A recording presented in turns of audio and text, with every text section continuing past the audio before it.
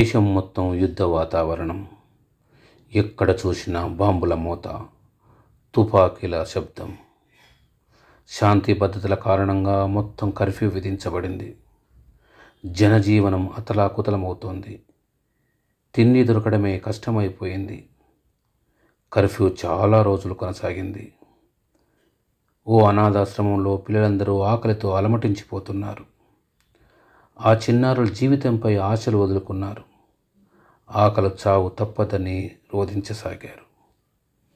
ఆ చావు నుంచి బయటపడడం కోసం ఓ అబ్బాయి ఆశ్రమం నుండి బయటికి వచ్చేశాడు. రోడ్డు వెంట ఒంటరిగా నడుచుకుంటూ పోతున్నాడు. ఎటు పోతున్నాడో అతనికే తెలియదు. 4 రోజులైంది అన్నం తినక. ఒంట్లో కొంచెం కూడా సత్తువ లేదు. నడవడానికి కాళ్ళు కదలటం లేదు. కళ్ళు తిరుగుతున్నాయి. ఎక్కడ పడిపోతానేమోనని భయపడుతూనే మెల్లమెల్లగా నడుచుకుంటూ అడుగులు వేస్తూ ఉన్నాడు. ఎదురుగా ఒక చిన్న ఇల్లు, అందులో వెలుతురు. ఎవరో ఉన్నారు, ఏదో పెడతారన్న ఒక చిన్న ఆశ చిగురించింది ఆ బాలునిలో. మెల్లగా నడుచుకుంటూ వెళ్ళి ఆ గుమ్మం దగ్గర నిలబడ్డాడు. సత్తువ లేకపోవడంతో కింద పడిపోయాడు. బయట ఏదో శబ్దం కావడంతో ఒక బాలిక బయటికి వచ్చి దర్వాజా తీసి చూసింది. బాలుడు పడిపోయి ఉన్నాడు. అతని ముఖం మీద నీళ్లు కొట్టి లేపింది. కొన్ని నీళ్లు తాగించింది. బాలునికి స్పృహ వచ్చింది. తనకు నీళ్లు తాగిస్తున్న ఆ అపన్న హస్తాన్ని తెరపారా చూశాడు. మృదువైన అరచేతిలో అందమైన పుట్టుమచ్చ. బాలుడు మెల్లగా పాప ముఖంలోకి చూస్తూ ఆకలి అన్నట్లుగా కడుపు నిమురుకున్నాడు. పాప వెంటనే ఇంట్లోకి వెళ్ళి ఒక చిన్న బ్రెడ్ ముక్క తీసుకుని వచ్చింది. పాపం వాళ్ళింట్లో కూడా కర్ఫ్యూ కారణంగా ఆహార వస్తువుల కొరత ఏర్పడింది. ఉన్న దాంట్లోనే కొంచెం ఇతనికి పెట్టింది. అతడు ఆ బ్రెడ్ తిన్నాడు. అది తిన్న బాలునికి ప్రాణం లేచి వచ్చినట్టు అయ్యింది.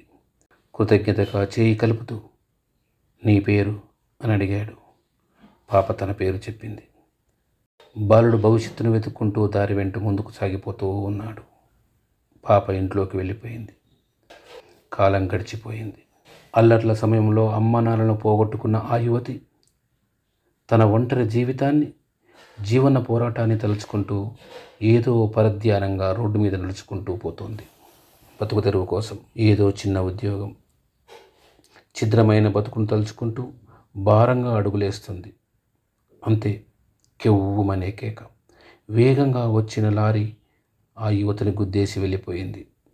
రోడ్డు పక్కన స్పృహ తప్పి పడిపోయిన తనను ఎవరో హాస్పిటల్లో చేర్చి వెళ్ళిపోయారు.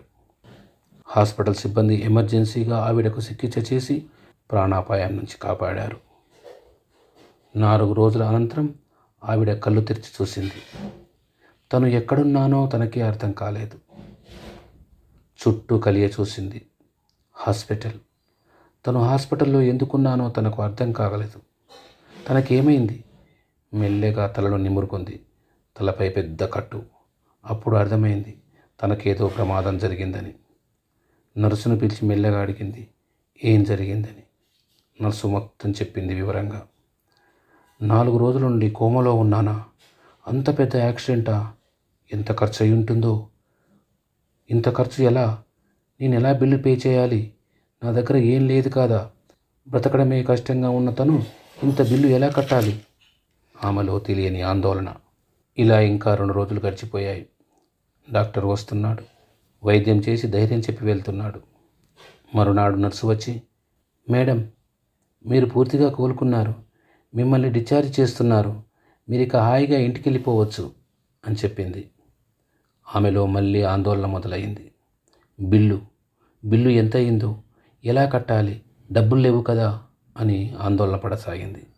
నర్సుతో మెల్లగా అడిగింది బిల్లు ఎంత అయింది అని. మేడం, మీరు బిల్లు గురించి ఆలోచించకండి.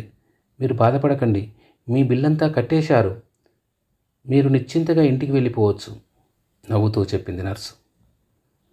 ఆమె ముఖంలో మళ్ళీ ఆశ్చర్యం, మనసులో లోపట తెలియని ఆనందం. బిల్లు మొత్తం కట్టేశారా? ఎవరు కట్టారు? నాకెవరూ లేరే, నేను అనాథనే అనుకుంటూనే మెల్లగా నర్సును అడిగింది ఎవరు కట్టారు సిస్టర్?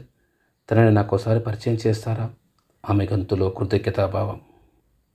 రండి మేడం, తీసుకెళ్తా అంటూ పై అంతస్తులోని ఓ క్యాబిన్లోకి తీసుకెళ్ళింది నర్సు. ఎదురుగా డాక్టర్ గారు.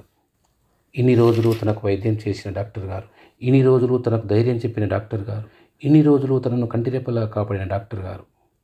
ఆమె ఆశ్చర్యపోయింది. నోట మాట రాలేదు. కళ్ళల్లోంచి ధారగా కన్నీటి బొట్లు.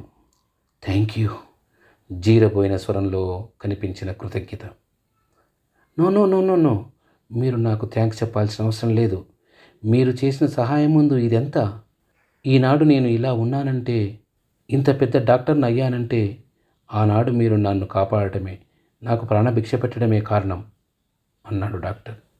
ఆవిడకేం అర్థం కాలేదు.